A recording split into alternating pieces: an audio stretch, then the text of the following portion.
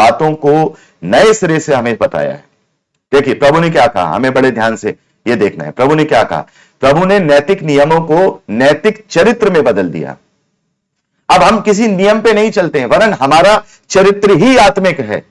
अब हम moral law के लिए कोई लॉ नहीं ढूंढते हैं कि हमें क्या करना है क्या नहीं करना है, वरन वो सभी आत्मिक बातें जो हमें आत्मा सिखाता है हमारे जीवन में वो पाई जाती हैं, क्योंकि प्रभु यीशु मसीह ने इन नैतिक चरित्रों को, नैतिक नियमों को नैतिक चरित्र में अर्थात आत्मिक चरित्र में बदल दिया और उसकी आज्ञा दी।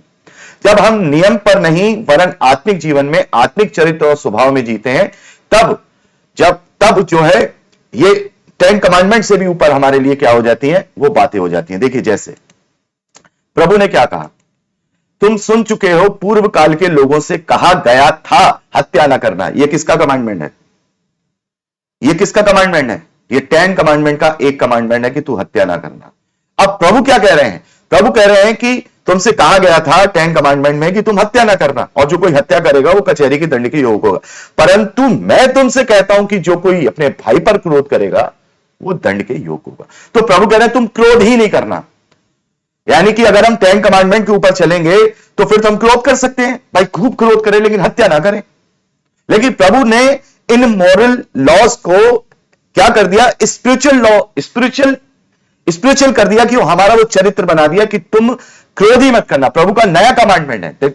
ये 10 कमांडमेंट से हट के प्रभु ने 10 कमांडमेंट को स्पिरिचुअल नहीं किया? यहां स्पिरिचुअल किया ना।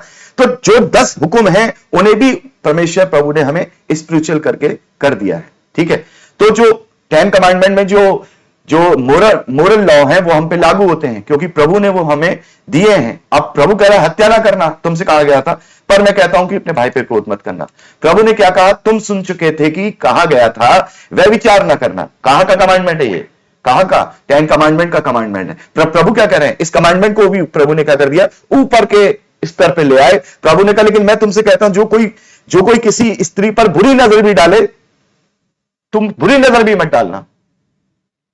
तुम नियम फॉलो नहीं करना, बल्कि तुम खुद नियम बन जाना। तो वह विचार से ऊपर अब क्या है? अब अगर हम नियम पे जाएंगे तो हाँ भाई हम कुदृष्टि तो डाल सकते हैं, हम वह विचार नहीं कर रहे, हमारे अंदर गलत ख्याल आ सकते हैं, नहीं। अब हम नियम के आधार पर, पवित्र आत्मा के आधार पर चलते हैं। ठीक है, प्रभु क्या कहते हैं? तुम सुन चुके हो कि पूर्व काल के लोगों से कहा गया था झूठी शपथ खाना ना खाना, अर्थात परमेश्वर का नाम व्यर्थ ना लेना। पर मैं तुमसे कहता हूं कि तुम खाना ही नहीं, तुम शपथ ही मत खाना, तुम किसी भी रीति से ऐसा कार्य मत करना जिससे प्रभु के नाम की बदनामी हो। तुम करना ही नहीं।